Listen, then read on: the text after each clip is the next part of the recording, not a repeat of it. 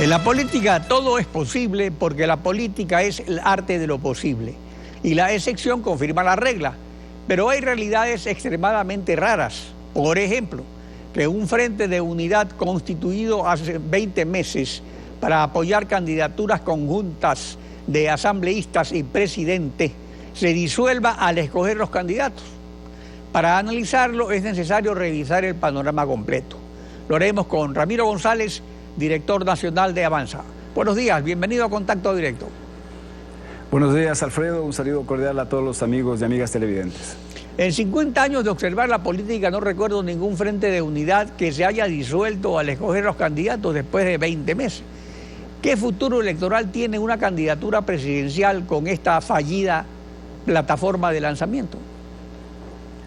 Alfredo, después de oírlo a usted en su sesudo análisis sobre la economía y que por el espacio es parcial, cuando uno ve el panorama completo de crisis económica que vive la nación, uno tiene que hacer renunciamientos totales para tratar de salvar la economía del país, para darle seguridad al inversionista, para que haya empleo en la economía. Nosotros no hemos perdido de vista aquello. Nosotros le hemos dicho al país que hemos sacrificado cualquier situación personal o partidista para tratar de llegar a un gran acuerdo nacional, y así fuimos a Cuenca, con ese espíritu de entrega al país. Desafortunadamente en el camino, los líderes políticos de este país, porque no fue la única unidad la que se plasmó ahí, sino otras también. Al inicio todo el mundo decía, el objetivo es cambiar la actual situación, la actual forma de hacer política, la actual forma de manejar la economía, es decir, cambiarlo al correísmo. Ese era el objetivo central. Ahora nos damos cuenta que se olvidaron absolutamente todo y afloraron las vanidades e intereses personales. Y eso ha hecho que se dé al traste con la mayoría de las unidades para quedarnos con 3 candidaturas en la oposición, que entre las 3 no suman lo que suma el candidato oficialista. Esa es la realidad del país. Y nosotros lamentamos como el que más, porque nosotros fuimos los que estuvimos hasta el último tratando de salvar una unidad para darle una alternativa cierta a la nación de cambio de la actual situación de cosas. El 75, el 80% de los ecuatorianos quiere cambiar esto. Y los políticos estamos haciendo exactamente lo contrario, o están haciendo lo contrario, porque nosotros sí tenemos la cosa clara. Entonces, si van separados, si van con ese puritanismo que tratan, entre comillas, de ponerlo ante la ciudadanía, la derrota está asegurada. Por eso nosotros no vamos a presentar una candidatura a la presidencia, nosotros vamos a presentar candidatos a la Asamblea Nacional para desde ahí tratar de darle racionalidad a la política, Alfredo. El candidato natural de la unidad era Jaime Nebot, pero él ha mantenido durante 18 años una firme postura de rechazo a la candidatura presidencial. Bajo esa premisa, la meta principal de la unidad, ¿cuál era? Porque podrían haber opciones, o sea, un candidato presidencial propio, apoyar a un tercero o listas conjuntas de asambleístas. ¿Cuál era el objetivo? Jaime Nebot lo dijo en un programa de televisión, que efectivamente muchos fueron a la unidad por una candidatura y que cuando vieron que esa candidatura no prosperó, se abrieron. Nosotros nos quedamos hasta el último porque nosotros fuimos por un proyecto que ya lo expliqué al inicio. Nosotros fuimos por un proyecto de cambio y nosotros nos quedamos apoyando la candidatura que hizo el cambio el Partido Social Cristiano. Pero ni eso resultó, así que es lamentable nuevamente que con una visión de tan corto plazo se haya roto una unidad tan que prometía mucho al país. Pero ¿era necesario que se tenga un candidato propio o también era posible integrarse a otro grupo de unidad? Nosotros siempre estuvimos abiertos a un gran diálogo nacional. Nosotros siempre estuvimos con la mira puesta en un gobierno de coalición nacional que agrupe a los sectores que quieran realmente, que tengan esa voluntad de querer cambiar la nación. Siempre estuvimos y estamos abiertos. Ojalá la sensatez de aquí hasta el 18 prime y que pongan por delante los intereses de la nación, que no sean vanidosos, que le den una oportunidad al país, que lo vean en el mediano y largo plazo, que no vean intereses de una asamblea o cuántos asambleístas voy a llevar para hacer el relajo en la próxima asamblea.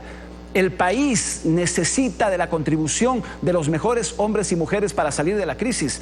Esa crisis que usted al inicio lo puso en manifiesto.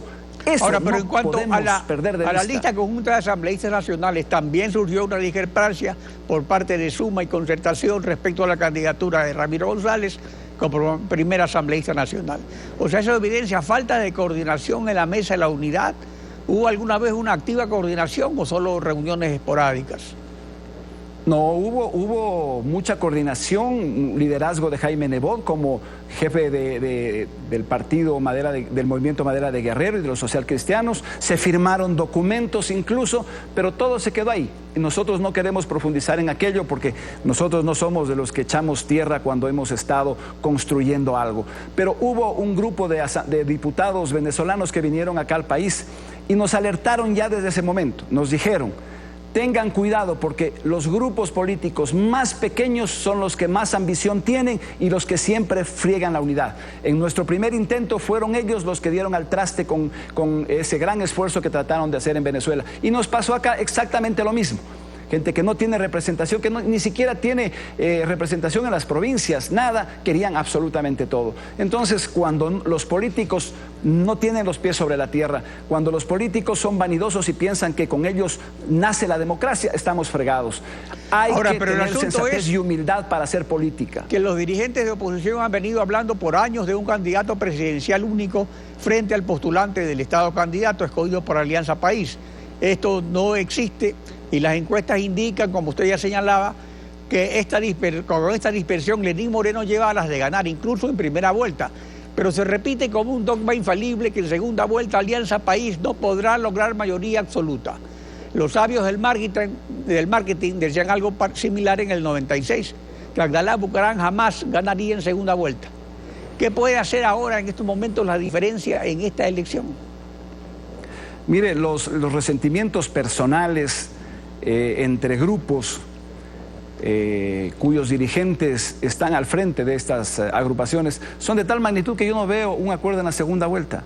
Yo no veo un acuerdo en la segunda vuelta porque solo miran intereses personales o de grupo. Pero no eso están viendo al lo país. que usted dice es muy interesante porque es otra falsedad, otra falacia esta de que sí va a haber unidad en después de la segunda vuelta, o en la segunda vuelta, digamos. Porque además después de la segunda vuelta vendría la cuestión de la asamblea. Entonces, la diferencia debería estar en dos cosas: cambiar las partes del modelo que no funcionan mediante una constituyente, por ejemplo, y la fiscalización. Pero resulta que es el propio gobierno quien se denuncia dentro del modelo concentrador de poderes, mientras la oposición sopla burbujas. Ahí puede estar la diferencia en cambiar el modelo y en una propuesta seria de cambiar el modelo y en la fiscalización.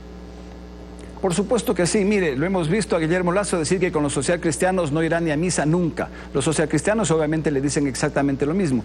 Vemos a un Paco Moncayo diciendo que posiblemente votará por Lenín Moreno. Es decir, desde ahora se ve que no va a haber tal unidad, porque simplemente son intereses de grupo, no lo quieren ver al país. Yo insisto en esto, Alfredo, y no habrá ningún cambio de modelo porque simplemente lo que se irá es con un ejecutivo no tan fuerte como el actual, débil, pero con un Congreso multipartidista, desorganizado, y va a haber una crisis de gobernabilidad con una crisis económica que es el peor escenario para el desarrollo del país. Bueno, ojalá que su voz alerta sea escuchada. Ramiro González, gracias por acompañarnos en Contacto Directo. Muchas gracias a usted, Alfredo.